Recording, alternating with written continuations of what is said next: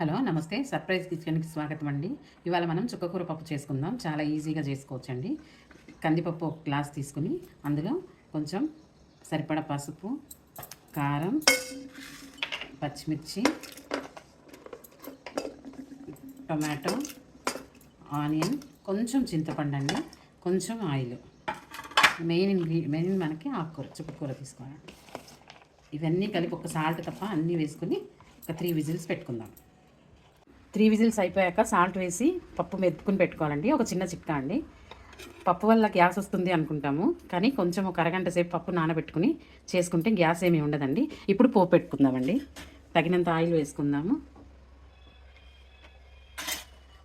పోపు దినుసులు వేసుకుందాము. వెల్లుల్లి, కరివేపాకు, ఎండుమిర్చి వేసుకుని మంచిగా వేయించుకోవాలి. పప్పు అంతా వేగిపోయాక మొత్తం పప్పులో వేసుకోవాలండి. గుమగుమలాడి చుక్కకూర పప్పు రెడీ అవుతుందండి. Thanks for watching. Please like, share and subscribe our channel.